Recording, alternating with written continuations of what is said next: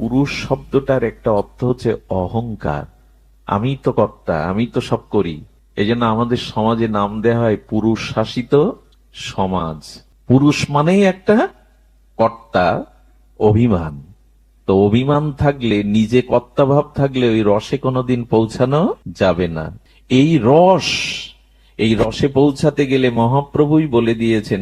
কারণ দেখবেন ওই রসের কোনো পুরুষ আকার বা প্রকৃতি আকার, এই রসের আকার আছে কি? রসের আকার নেই। রস মানে প্রেম, প্রেম মানে আনন্দ। আরো একটা মজার কথা শুনুন, এই রস বা প্রেম এটা আস্বাদন একা হয় না। আচ্ছা, আপনারা সব চলে যান, বিদায় নেন, নিয়ে আমাকে এখানে একা বসিয়ে রাখুন, রস আস্বাদন হবে তো? রস হতে গেলে পতি পত্নী, রাধা কৃষ্ণ, জানকী রাম, দুটো কেন ওখানে? খুব মজার কথা। শাস্ত্র বলেছেন, উপনিষদ, একাকী ন রমতে। একা কখনো রমন বা প্রেম বা আস্বাদন, ভালো করে শুনুন, একা কখনো রমন হয় না। একাকী ন রমতে, একা রমন হয় না। এই জন্য রস আস্বাদনের জন্য দুই তত্ত্ব লাগবে। দুই তত্ত্ব ছাড়া, এই জন্য ওই একই রস দুই ভাবে বিভাজন হয়েছে, রাধা কৃষ্ণ, সীতারাম, হর পার্বতী। একা রমন হবে না। কিন্তু এই রসের সমাপ্তি কোথায় জানেন? দুইজন ছাড়া রমন হবে না, দুইজন ছাড়া মিলন হবে না, দুইজন ছাড়া প্রেম হবে না। কিন্তু এই রসের বা প্রেমের পরিণতি কোথায় জানেন? পরিণতি হলো এই দুই তত্ত্ব রস মিশিয়ে এক করে দেওয়ার নামই হলো রসের চরম পরিণতি। দুই, যে যাকে ভালোবাসে, যার সাথে যার প্রেম আছে, সম্বন্ধেই রসের, সে কি করে জানেন? চিরদিন একটা অনুসন্ধানে থাকে তার সাথে একেবারে। দেখবেন মাঝে মাঝে ভক্তদের সাথে দেখা হয়, এমন জোরে আলিঙ্গন করে মনে হয় পাজর টাজর ভেঙে ওর মধ্যে ঢুকিয়ে নিতে চাচ্ছে বুকের মধ্যে। অনেক দিন পরে বাবা মেয়েকে পেয়েছে, 10 বছর পরে এসেছে, বাবাকে মেয়েটা এমন ভাবে জড়িয়ে ধরে যেন বাবার মধ্যে ঢুকতে চেষ্টা করেছে, সে হাড় গোড় ভেঙে ওর মধ্যে অস্তিত্বটাকে নিয়ে যেতে চাচ্ছে। প্রেমের চরম পরিণতি রসে। প্রেম দুই ছাড়া হয় না, একাকী ন রমতে। কিন্তু এক সময় অন্যের মধ্যে মিশে নিজের সত্তাকে হারিয়ে যাওয়ার নামই হলো রস। যে যাকে ভালোবাসে তার মধ্যেই সে প্রবেশ করতে চায়। দুই থাকতে আর ভালো লাগে না, দুই থাকতে আর ভালো তার লাগে না। লাগে কি? মীরাবাইয়ের কি লাগলো? মীরা যখন চলে গেল না মেওড়া থেকে রাজস্থানে, এর ভক্ত চরিত্র, মেওড়া থেকে রাজস্থানের যখন মীরা কম অত্যাচার সহ্য করেনি, মাধবী সখী বৃন্দাবনের, তবু কম অত্যাচার, কত কলঙ্ক, কত অত্যাচার সব সহ্য করে মীরা যখন চলে গেল, মেউড়াতে অনাবৃষ্টি দেখা দিল, ফসলহানি দেখা দিল, সবাই চিৎকার করতে লাগলো। দেখুন, গ্রামে যদি কেউ বৈষ্ণব হয় তার পেছনে লাগবেন না, শুদ্ধ ভক্ত হলে লাগবেন না। ভক্ত শূন্য, বৈষ্ণব শূন্য হলে ওখানে বিধাতার অভিশাপ নেওয়াই। বিধাতার অভিশাপ নামে যখন রোগ আসতে লাগলো, অনাবৃষ্টি, দুর্ভিক্ষ, অনাহার, তখন সবাই কপাল চাওড়াতে লাগলো, মীরাকে আমরা বড় কলঙ্কিত করেছি, মীরাকে বড় কষ্ট দিয়েছি। মীরা বৃন্দাবনের পথে পথে সেই গিরিধারী লালের প্রেমানন্দে কখনো নাচেন, কখনো কীর্তন করেন, কখনো বিভাবিত হয়ে ঘুরতে থাকেন বৃন্দাবনের ব্রজের পথে পথে। তিনি এলেন মথুরায়, মথুরায় এসে শুনলেন তিনি দ্বারকায়, দ্বারকায় গেলেন। দ্বারকার মন্দিরে মীরাকে ফিরিয়ে নেওয়ার জন্য মেওড়াবাসী যখন বললেন, মীরা মা ফিরে চলো মা, তোমার কারণে পুড়ে ছারকার হয়ে যাচ্ছে। আমার মনে হয় যেখানে ভক্তের চরণ ধুলি পড়ে না, যেখানে শুদ্ধ ভক্তের আগমন ঘটে না, সে মাটিতে কল্যাণপ্রদ বরাভয়ও কিছু হয় না।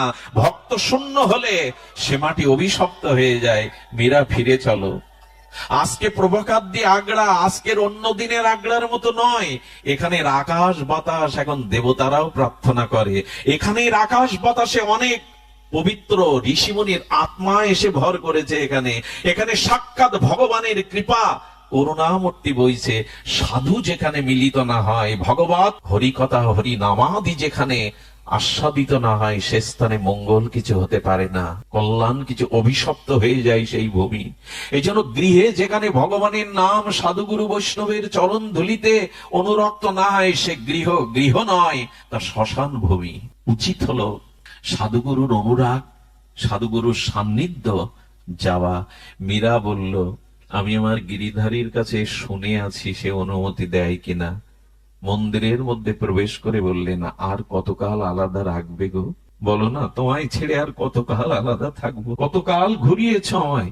এই বলে মীরা যখন আহ্বান করলেন, দ্বারকাধীশ ভগবান মীরাকে নিজের মধ্যে ওই যে প্রেম দুই থাকে না, প্রেম মিশে যায়, সঙ্গে সঙ্গে মীরার চিন্ময় শরীরটা দ্বারকাধীশ গোবিন্দ মিশিয়ে দিলেন। পূজারী গিয়ে দেখলেন মীরার কাপড়টা গোবিন্দের গালে বেঁধে আছে, মিলিয়ে নিলেন। এই হলো রসের পরিণতি। কবে তোমার কাছে ফিরে যাব, কবে তোমার হব। এই মরময়, মৃত্যুময়, যন্ত্রণাময়, সত্যময় সংসার থেকে কবে তুমি তোমার কাছে আমায় নেবে, কবে একাকার হয়ে মিশে যেতে পারবো তোমায়। এই অভিলাষটাই হলো প্রেমের অভিলাষ, রসের উপাসনা। মহাপ্রভুর এই দশা হয়েছিল। তিনি তার প্রিয় পরম জগন্নাথের মধ্যেই মাথুর বিরহিনী রাধা ভাবে তিনি শ্যামসুন্দরকে দেখেই তো মিলিত হয়েছিলেন। নাও ভাই নাও। মাঝে মাঝে মহাপ্রভুর ওই রস মিলিত হওয়ার জন্য গম্ভীর গাম্ভীরার মধ্যে মহাপ্রভুর অস্থি মজ্জা রক্ত বিগলিত হয়ে দীর্ঘ হয়ে যেত। একে ব্যাখ্যা করে বোঝাবার কথা। হাড় মাংস দেহটা বহু ফুট লম্বা হয়ে বিগলিত হয়ে যেত। মাঝে মাঝে এই বিরহে, এই প্রেম, এই রসের অনুভূতিতে হস্তপদ কর্মের নাই, মাটির ঢেলার নাই ভেতরে প্রবেশ করে মাটির কর্মাকৃতি আকার হয়ে যেত। লোমকূপ দিয়ে রক্ত ঝরছ মহাপ্রভুর। নিদ্রা নেই এই বিরহ। এই জায়গাটায় পৌঁছানোর জন্য গম্ভীরানাথ এই লীলা করেছিলেন। রাধা রানীর বিরহ, মাথুর বিরহ বেক করে মহাপ্রভু বলেছিলেন, প্রেম না হলে কেউ কারোর কথা ভাবে গো, ভালোবাসা না থাকলে কেউ কারোর কথা ভাবে। এই ভগবানের প্রতি চির আপনত্ব, রস ও প্রেমের সম্বন্ধের অনুরাগের নামই হলো পরম ধর্ম।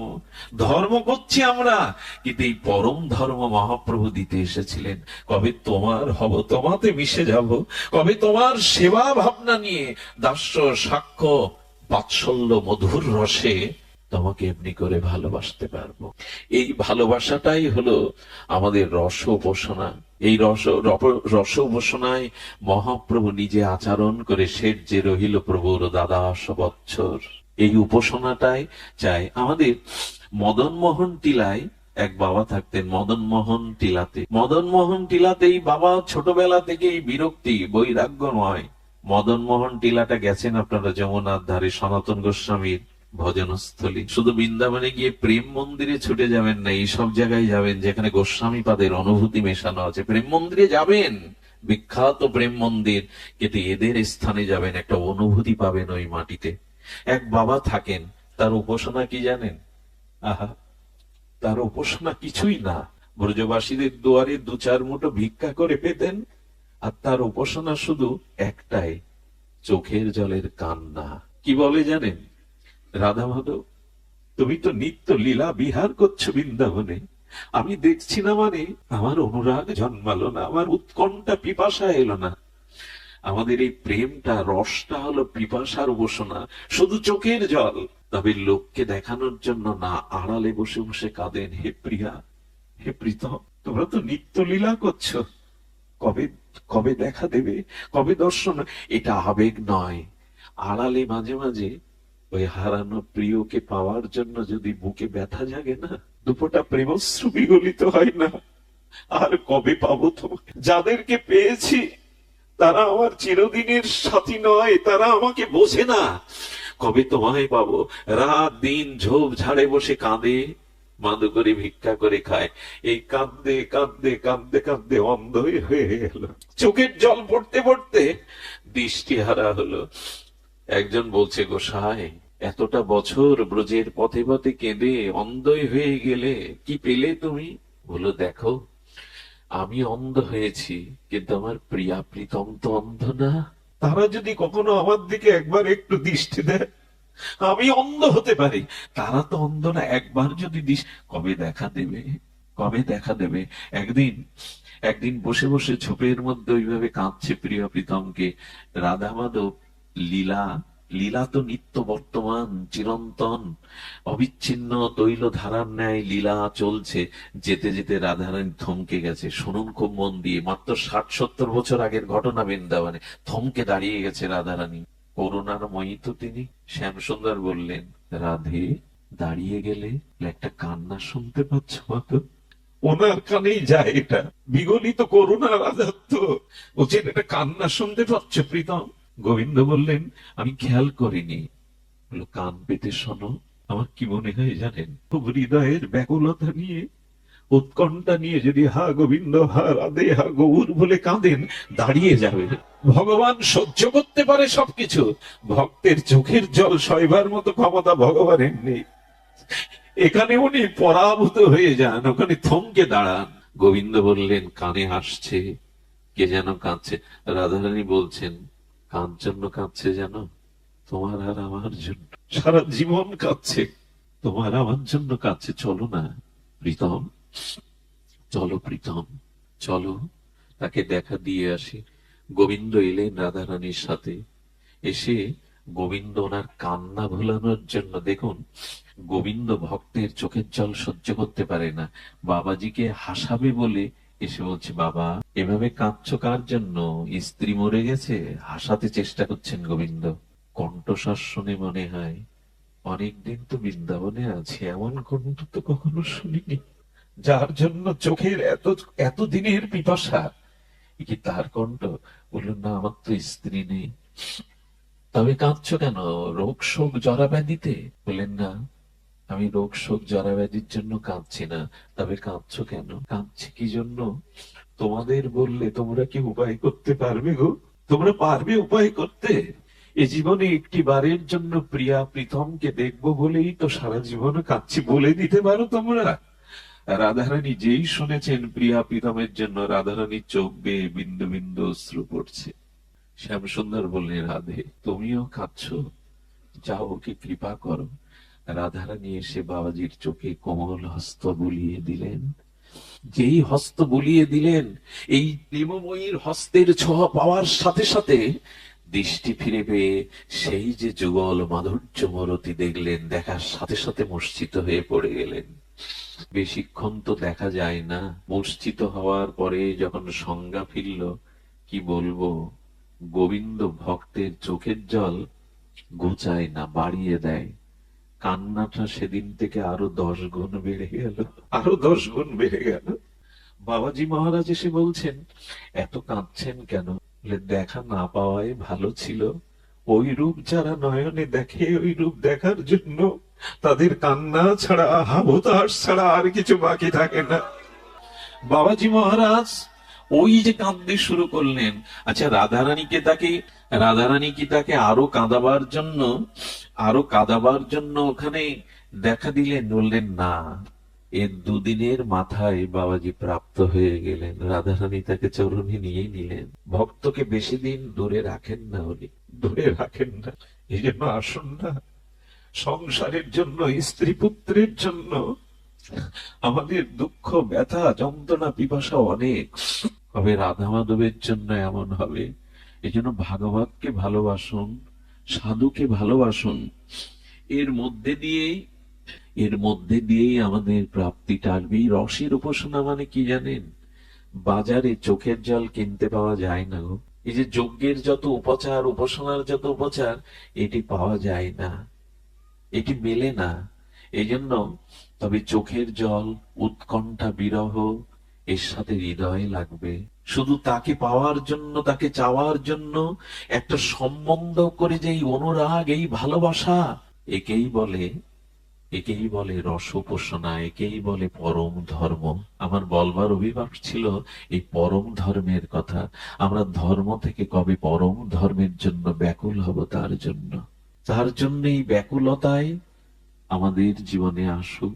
অন্ধ বিল্বমঙ্গল চোখ অন্ধ করে দিয়েছিলেন, তোমাকে ছাড়া এ চোখে দেখব না। বৃন্দাবনের পথে পথে তিনি অন্ধ হয়ে ছুটে চলেছেন, আর বারবার সেই একটাই সঙ্গীত গেয়ে চলেছেন, আমার হাত ধরে তুমি নিয়ে চলো সখা, আমি যে পথ চিনি না। মনে আছে সেই ঘটনা বলেই আজকের পাঠ বিশ্রাম করি। সেই সরলার চম্পার কথা মনে আছে আপনাদের? অনেকবার আস্বাদন হয়েছে। 11 বছরের দুটো যমজ বোন, সরলা এবং চম্পা। ভাগ্য হয়েছিল এক ব্রজবাসীর মুখে ভাগবত শ্রবণের। ভাগবত শ্রবণে সেখানে কি বলছে জানেন? ওগো, কেউ যদি বৃন্দাবনে সাধু দর্শন পায়, তবে মহৎ সাধু দর্শনে এই গোবিন্দকে পাওয়া যায়। ভাগবতে এইটা ওরা বর্ষির মতো আটকে গেছে ওদের মনটা। বৃন্দাবনে গিয়ে যেটি সাধু দর্শন হয়, সাধু কৃপা হয়, তাহলে গোবিন্দকে পাওয়া যায়, ব্রজেশ্বরকে পাওয়া যায়। সারা রাত না ঘুমিয়ে এই যমজ বোন, সত্য ঘটনা শুনুন, সরলা, চম্পা সারা রাত ঘুমায়নি কেন জানেন? দিদি একজনকে, দিদি একজন বোন, দিদি কাল ভোরবেলা চল, পায়ে হেঁটে আমরা ব্রজে যাই। ব্রজে যদি যমুনার কূলে যাই, তাহলে কোন শুদ্ধ বাবাকে পাবো, ভক্তকে পাবো। আর বলেছেন তো বাবা ভাগবতে, শুদ্ধ সাধু দর্শন হলেই গোবিন্দ পাওয়া যায়। তারা মধ্যরাত্র থেকে না খেয়ে না দিয়ে সরলা, চম্পা হাঁটতে শুরু করেছে। বেলা দ্বীপ্রহরের সময় যমুনা পুলিনে পৌঁছালো, ক্লান্ত শ্রান্ত, তবু ওই উৎকণ্ঠা। প্রেম মানে কি জানেন? পিপাসা। এই পিপাসা, ভজন মানে পিপাসা। এই পিপাসা বুকে নিয়ে যখন যমুনার কূলে গেছে, দেখছে এক বাবাজি মহারাজ। বলো, ওই দেখ জটাজুটধারী এক সাধু এসছে, তার মানে আমরা গোবিন্দ পাবো। এই দৃঢ় ভাগবত বিশ্বাসে তারা আশায় বুক বেঁধেছে। একটু আড়ালে গেল। বাবাজি মহারাজ কি করেছে জানে? বাবাজি মহারাজ তার কাঁধের ঝোলাটা রেখে, তখন তো বৃন্দাবন একটু অরণ্য, উনি বাহ্যক্রিয়া মলমূত্র ত্যাগের জন্য একটু গভীরে গেছেন। চম্পা বলছেন, সরলা দিদি, তুমি শুনেছি সাধু দর্শন হলে সাধুর পাত্রের মধ্যে ভগবান পাওয়া যায়, তুমি খুঁজতে দেখো, আমি পাহারা দিচ্ছি। থলের ভিতরে হাত দিয়ে প্রথমে একটা গীতা পেল, জপের মালা পেল, রাধাকুণ্ডের রস, চন্দন পেল, সবশেষে দেখে একটা কাঠের ছোট বাক্স। বাক্সটা খোলার সাথে সাথে দেখে গোপাল বসে আছে, হাকুড়ি গোপাল। সরলা রে, এই দেখ, বলেছিলাম না সাধু দর্শন হলে গোবিন্দ পাওয়া যায়, এই দেখ, এই দেখ, গোবিন্দ সাধুর ঝোলার মধ্যেই আছে। সাধু দেখেছি মানে এই গোবিন্দ পাওয়া হয়ে গেছে। কিন্তু গোপাল তো ইতিপূর্বে দেখেনি। হাতে নিয়ে কাঁদছে সরলা। কেন জানেন? দিদি, সাধুর জন্য গোপাল পেয়েছি, কিন্তু সাধু ভালো না, সাধু নিষ্ঠুর। বলো কেন? বলে, দেখ, এই ছোট্ট কাঠের বাক্সে রাখতে রাখতে গোপালের পাটা ভাঁজ হয়ে গেছে। কত কষ্ট পেয়েছে, ওরা তো জানে না হাকুড়ি গোপালের পা ভাঙা থাকে। বললেন, দিদি, সাধু এত কষ্ট দেয় কি করে গোপালকে? আরে এইভাবে বসিয়ে রাখতে রাখতে অনেক কষ্ট হয়েছে গোপাল তোমার, তাই না? কি করেছে জানেন? এরই নাম তো ভজন, এই অনুরাগ, এই সেবা ভাবনা, এরই নাম ভজন। সরলা বলছে, আমরা গোপালের জন্য যে মাখন এনেছি, আয়না মাখন দিয়ে আর চোখের জল দিয়ে পাটা টেনে দিয়ে যদি দাঁড়িয়ে পড়ে পায়ের ব্যথা যায়। সেবা ছাড়া কিছু হয় না গো। এই হৃদয়ের প্রাণ ঢালা সেবা চাই। সেবাই তো যেখানে সেবা নেই সেখানে ধর্ম নেই। মুনি ঋষিদের ঘরে আগে যাননি রাম, রাম গিয়েছিল শবরীর ওখানে, কারণ শবরীর সেবা ছিল। শুধু তপস্যা না, সেবা ছিল। আজকে চোখের জলে সরলা আর চম্পা মাখন টেনে টেনে বললেন, গোপাল একটু দাঁড়াও না, কত কষ্ট হয়েছে তোমার, একটু দাঁড়াও না। এর মধ্যে কতক্ষণ থাকতে থাকতে কষ্ট হয়েছে। ভগবান ভক্ত বাঞ্ছা কল্পতরু ওদের হাতের উপরেই দাঁড়িয়ে গেছে। গোপাল ওদের হাতের উপরেই দাঁড়িয়ে গেছে, প্রকট হয়ে গেছেন ভগবান। উনি প্রেমের দেবতা তো, ওনার উপচার শুধু প্রেম, চোখের জল, হৃদয়ের শুদ্ধ অনুরাগ, এতেই প্রকাট হয়ে গেছে। গোপাল প্রকাট হলো তো ওইখান থেকে সাধু প্রবেশ করতে শুরু করে। সাধুকে দেখেই ওরা তড়িঘড়ি গোপালকে রেখে আবার লুকিয়েছে। সাধু যদি কিছু বলে, দূর থেকে ওরা শুনছে। সাধু এসে দেখছে, বা স্নান করে উঠে দেখে মালাটা বাইরে, গীতাটা বাইরে, রাধাকুণ্ডের রসটা বাইরে। হঠাৎ তাকিয়ে দেখে তার সেবক, সেব্য বিগ্রহ গোপাল, হাকুড়ে গোপাল নাই, দাঁড়িয়ে গেছে নির্বাক, চোখের জলে বলছেন, ও এতদিন ভালোবেসে কাছে রাখলাম, আমার সেবা তোমার পছন্দ হয়নি না? আমার জন্য তাহলে দাঁড়াওনি এতদিন? কার ভালোবাসা পেয়েছো? কার সেবাতে দাঁড়িয়ে গেছো? আমার ভালোবাসা এতদিন স্বীকার করনি? গোবিন্দ হঠাৎ বলে বসলেন, সরলের কাছে চিরকাল আমি সরলই গো। যাদের হৃদয়ে সরলতা আছে, আমি তাদের কাছে দেখুন, ভগবান ভজনের সব থেকে বড় প্রয়োজন কি জানেন? সরল হওয়া। খুব কূটবুদ্ধি থাকলে ভগবান কৃপা করে। সরলতাই হলো, শিশুর মুখ দেখলে সবার মন ভালো হয় কেন জানেন? ওদের মধ্যে কপটতাটা নাই বলে। শিশুর মুখে একটা পরিবারের আনন্দের জোয়ার বইয়ে দেয়, দুঃখ ভুলিয়ে দেয়, শুধুমাত্র সরল বলে। আজ এদের তপস্যা নেই, কিন্তু সরলতা, ব্যাকুলতা, সেবা ভাবনার দ্বারা প্রকট হলেন। দূর থেকে সেই সাধু বললেন, জানি না কে তোমরা, তোমাদের সরলতা, প্রেম, সেবার দ্বারা গোপালও যে দাঁড়াতে পারে আজকে জানলাম। প্রেমেরই জয়, সেবারই জয়। আসুন এই সেবা ভাবনাটা আমাদের চিত্তে থাকুক।